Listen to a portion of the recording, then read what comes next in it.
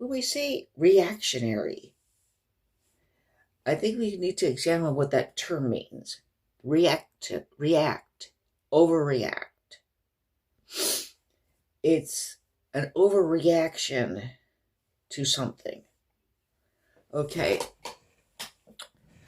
Now, in Margaret Atwood's The Handmaid's Tale, the nation of Gilead was an overreaction to a country that had lost its way because of a combination of pollution and sexual permissiveness that led to rampant STDs and unwanted infertility.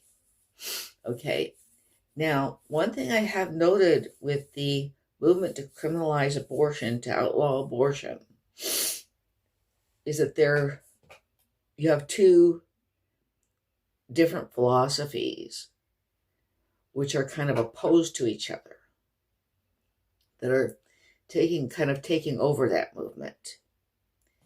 Okay, now one of them is a kind of feminist philosophy, which kind of reminds me of when I was young. I heard a couple teenage girls, kind of get on to a teenage boy. They kind of never heard of the feminist pro-abortion thing, and they said, that's all guys ever say is get an abortion. And they got onto this teenage boy with the idea that, abortion was what boys wanted, and it was anti-female. And basically, this idea, they kind of harkened back to the original first wave feminists, and they're saying that, the feminist cause, or the true woman's cause, is the cause to outlaw abortion. And some of them actually are in favor of putting in more supports, including social and financial supports for women and children.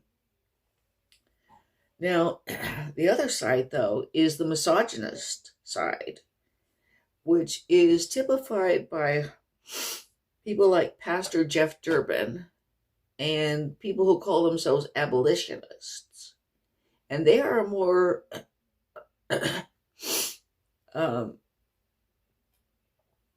they're a more woman-hating group.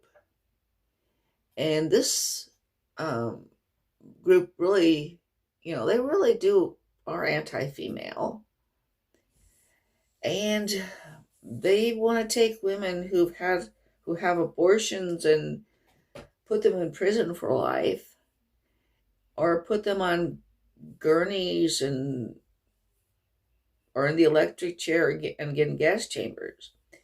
And I don't know how far they've thought it out, because I'm not sure how well societies are going to function if you put 10%, 20% of its females incarcerated. I mean, that's going to be a pretty big mess. But anyway, there is a certain sense, though, in which, with regard to the misogynist anti-abortion group, I do think some aspects of the so-called choice movement have asked for it by rejecting the whole idea of safe, legal, and rare, by embracing the idea of safe, legal, and commonplace, which is how one, abortion choice person said would be okay with her. By having this shout your abortion, put your abortion on a t-shirt sort of thing, have altars to your abortion sort of attitude, rap about your abortion sort of thing, it's going to lead to this type of overreaction, to this sort of reactionary sort of game. Okay.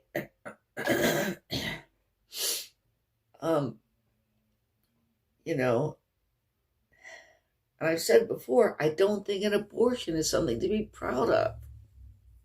It's not like you got a promotion at your job. It's not like you discovered the cure for cancer or baldness.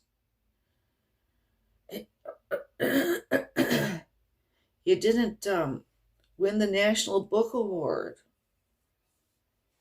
do a drawing that got an, you didn't do a drawing. You didn't have a positive accomplishment. So this sort of thing, this sort of rejection of safe, legal, and rare leads to, people wanting to put you on the gurney.